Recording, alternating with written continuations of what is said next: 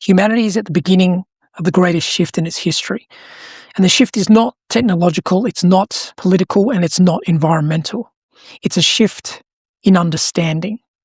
Because for thousands of years, human beings have operated from one fundamental premise: seeing is believing. And from that understanding, what appears externally is exclusively treated as reality. What happens outside of you is treated as cause. And so your role, so you think, is to react to what's outside of you. Because when you believe reality is happening outside of you, your attention moves outward.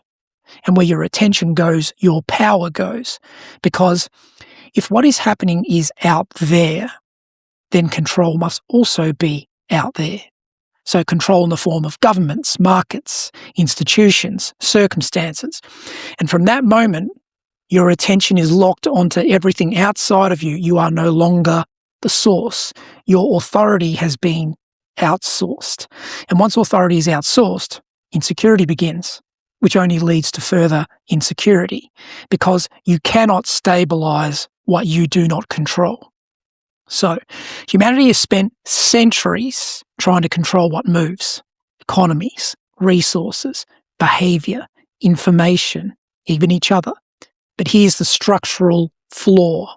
If you believe cause is external, you cannot change the cause. You can only manage the effects. And managing effects is not creation. It is repetition. And that is why civilization loops. It loops the same fears, the same power struggles, the same instability, scaled larger each time. Because when understanding does not change, experience repeats. And there's only so many times insecurity can be repeated before it collapses and must structurally rearrange. So this is the point that humanity has now reached. This is not collapse's destruction, it is collapse's correction. Because fear was never reality, it was contrast, a reference point, useful for experience but never meant to become the foundation of civilization. The structural forces that govern reality are actually simple. Awareness is the governing principle. Love is awareness in alignment.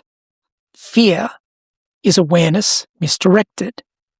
Human beings are not victims of their world. They are awareness in motion, because everyone is always using their awareness in what they pay attention to.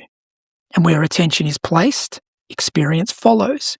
But for centuries, attention has been unconsciously placed on fear. And that misdirection scaled into civilization. Now the saturation point has arrived. The shift is underway. And so the shift that's actually going to happen is not about fixing the world.